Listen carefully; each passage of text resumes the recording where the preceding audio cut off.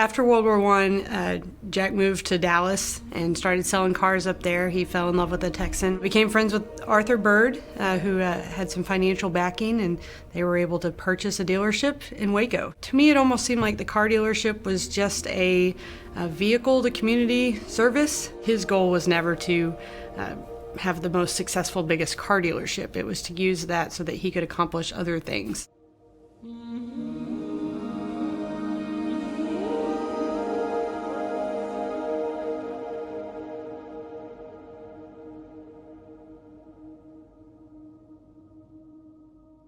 All of us get asked about the freeway. Why is it named Jack Kultgen Expressway? What is that story? He was the chairman of the State Highway Commission.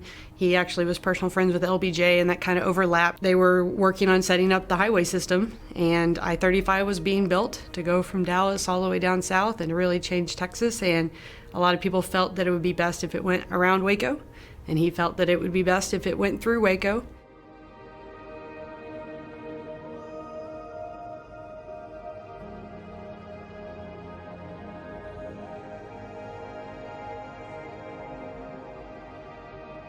I know Waco had a lot of flooding issues. I know that the lake was really a great answer to that. I also know that they had a lot of vision for the long-term water needs of the community, and some of the issues Waco has not had have been because of that vision.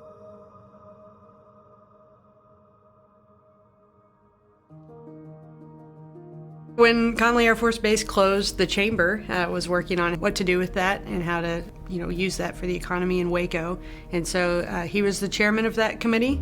They wanted to make it into a training school. We all feel like our greatest challenge is finding good, skilled technicians. And I know that was one of my great-grandfather's greatest challenges in 1936. I'm grateful, obviously, for the work he did starting TSCC and setting up the automotive center there so that people could get those skills, because it is a great career. It's a great way to provide for your family.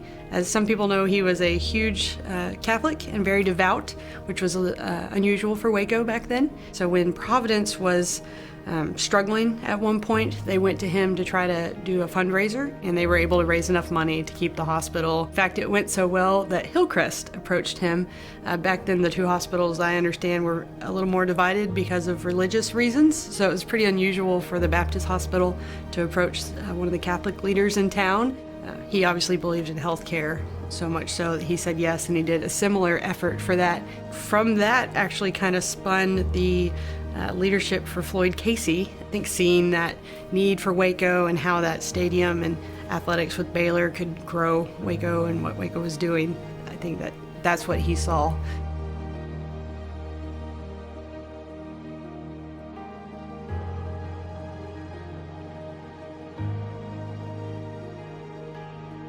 I think it must have been really cool to have one of Waco's leader have such a strong opinion about not having segregation and about helping people better themselves regardless of their race. It's really neat to look at the dealership's old pictures and see that racial integration far ahead of most businesses. That from the get-go he was willing to hire folks, and I think probably even worked hard to hire folks to set an example. He was friends with LBJ through a lot of things, and they actually got to work on some neat projects together.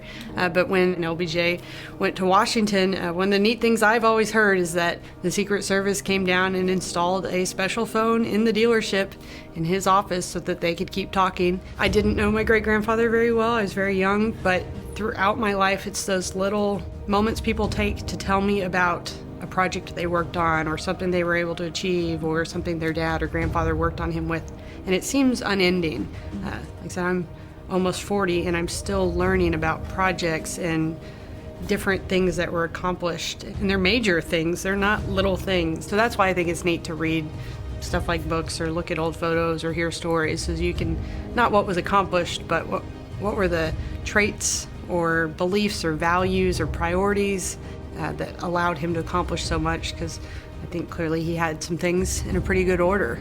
I think just on behalf of our family, it's really humbling, and it makes me very honored that even a good bit of time after his death, the contributions he made to Waco are still being seen as valuable, and I think that we can all take that and try to reflect on them as why are these still seen after such time to be valuable, and what are some of the things that we should invest our time and effort into through the chamber, through businesses, through relationships, things that will have kind of those lasting legacies.